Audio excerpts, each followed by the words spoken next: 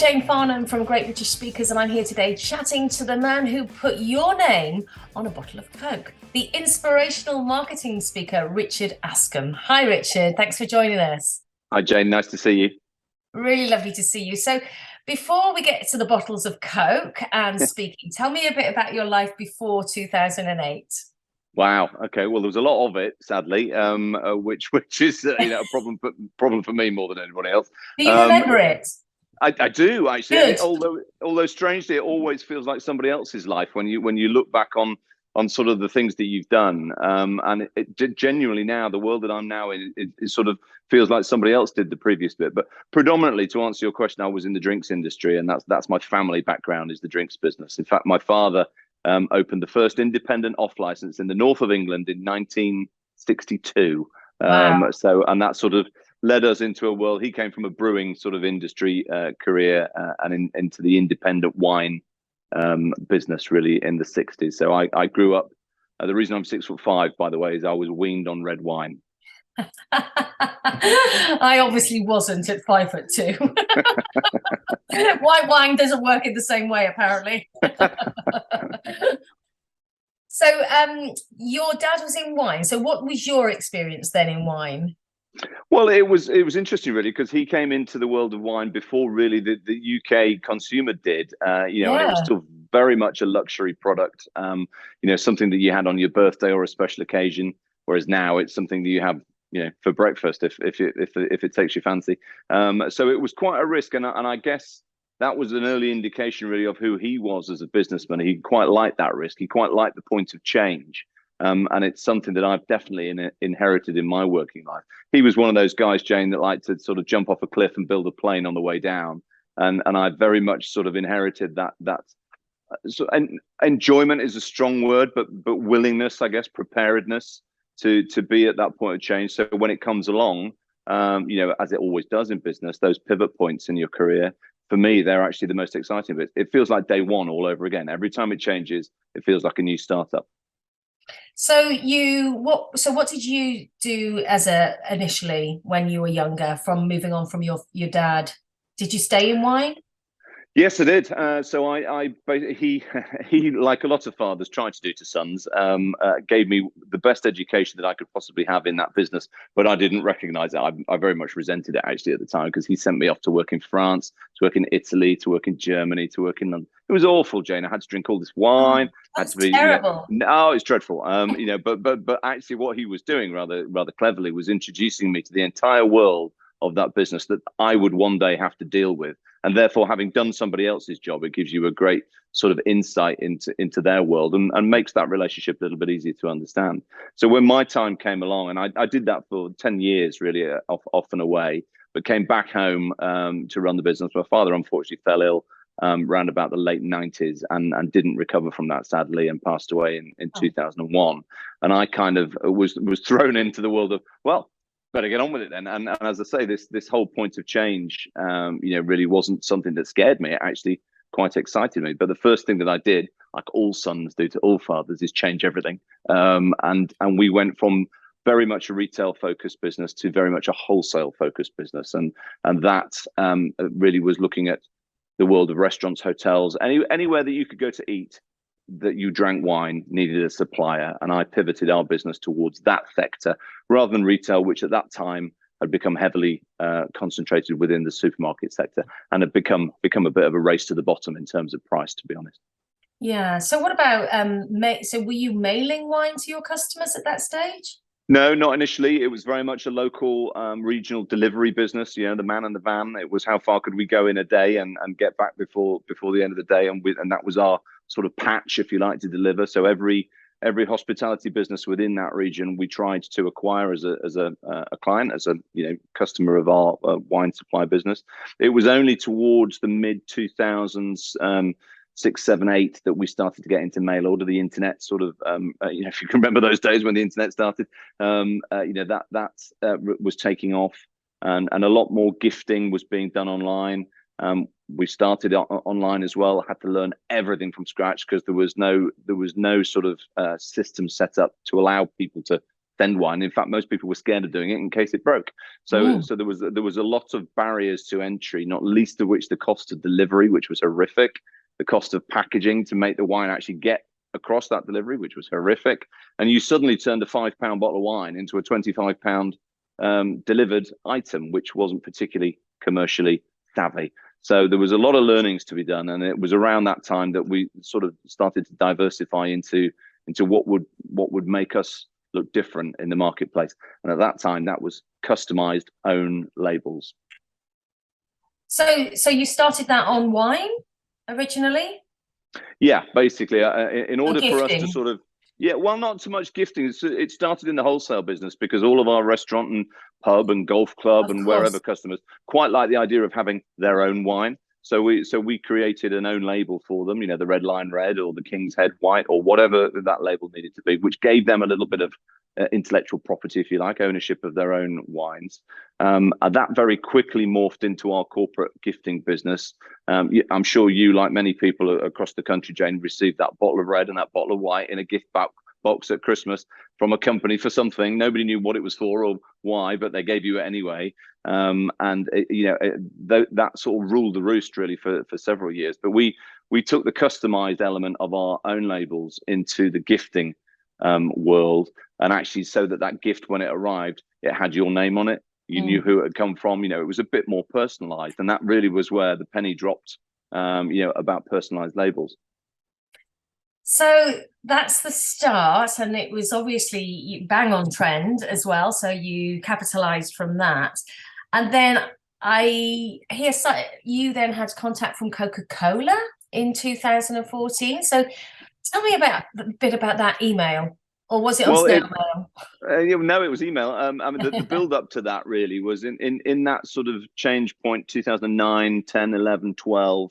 We proliferated the market with personalized alcohol gifts, predominantly champagne, prosecco, the sort of the giftable items, if you like.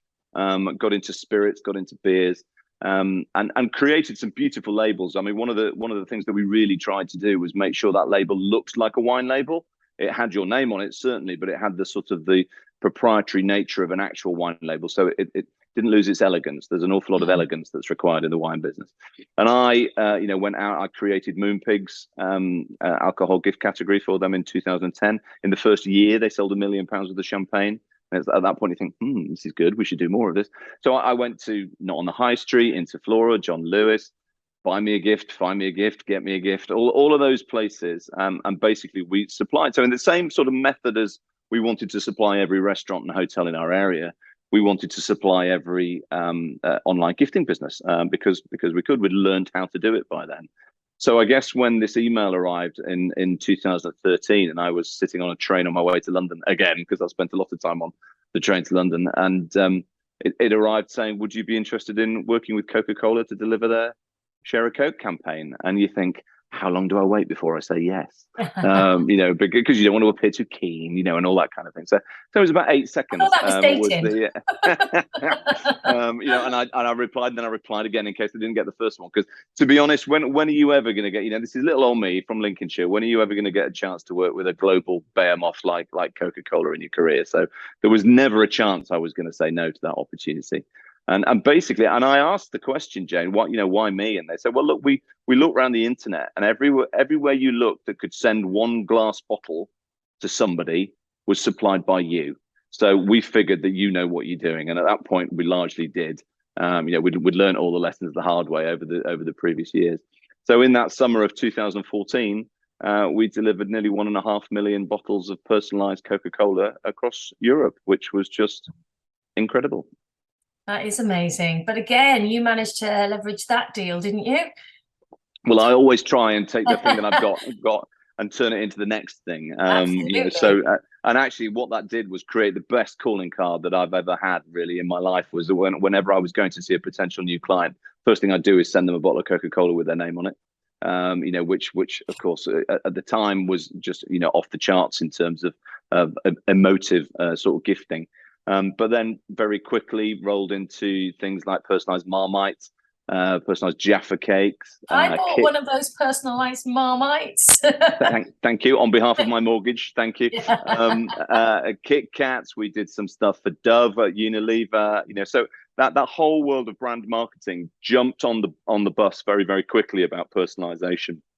And I was very lucky, Jane. I genuinely know that it was luck that I was in the right place at the right time to be able to do those campaigns, and it absolutely elevated my sort of profile, I guess, in that world of the new world of digital print, the new world of individualized marketing. I was at the forefront of, and I'm very grateful for.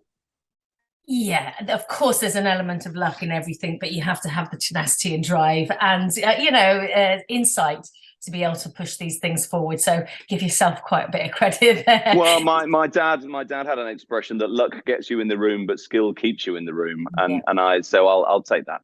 Yeah. So tell me then, how did the speaking assignment start? Because that's what we're here to discuss today.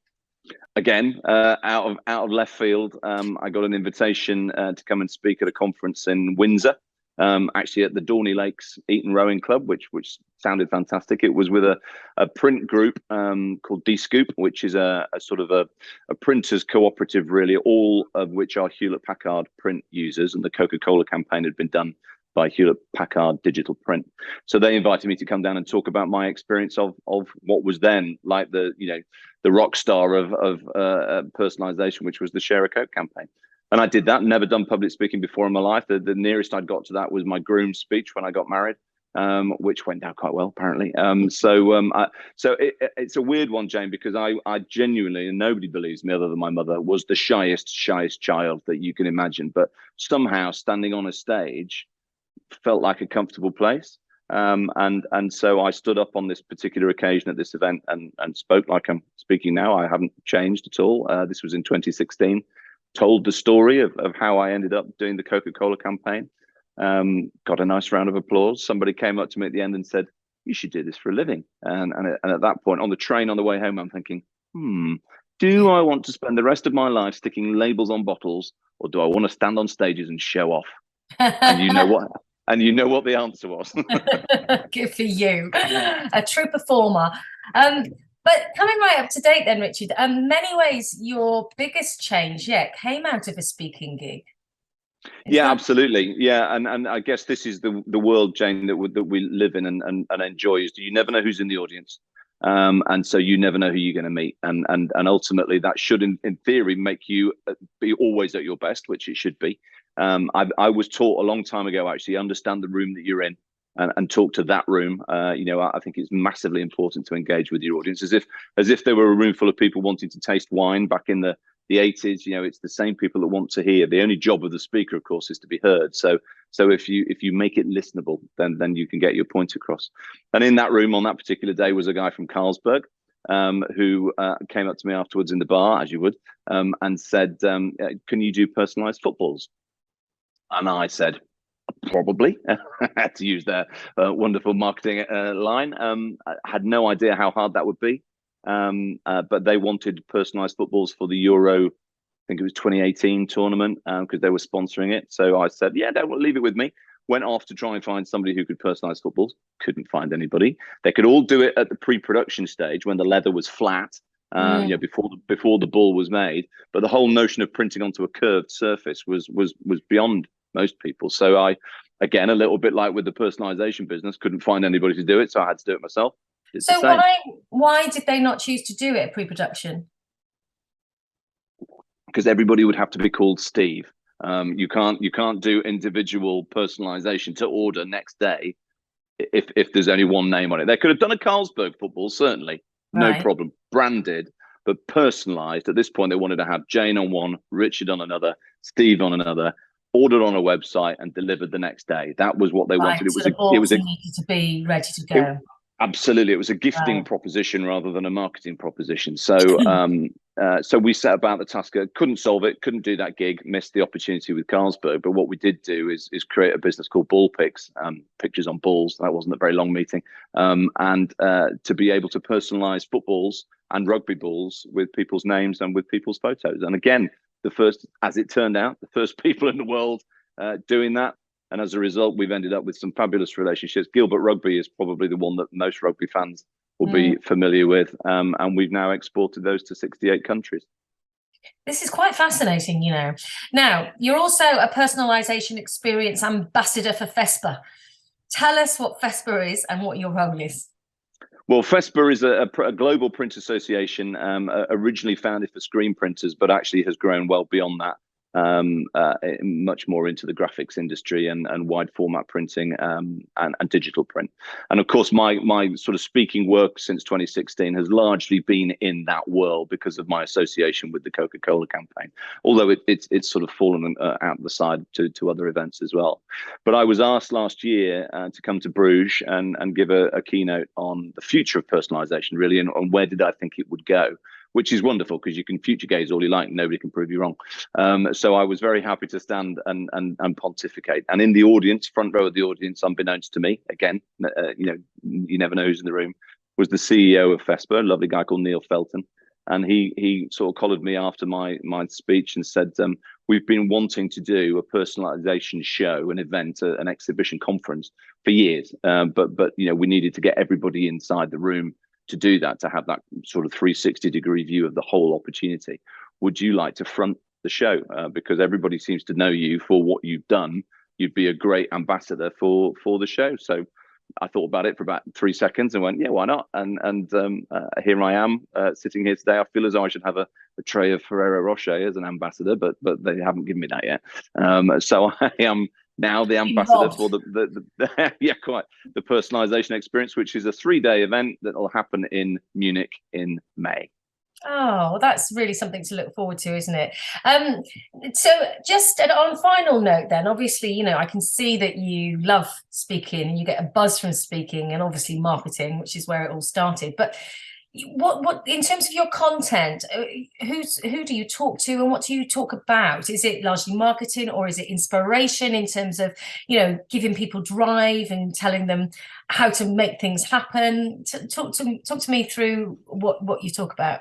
It's kind of a bit of all of those things, really, because I don't, as an audience member, I don't want one person to say one thing to me, because then you largely know what you're going to get, and there's no surprises. And in a way, we're not very good as human beings as tuning into things that are preordained. So I try and sort of cover, use my story, use my background, and an awful lot of anecdotal evidence. I mean, 30 years in the wine business gives you more stories than you could ever think of.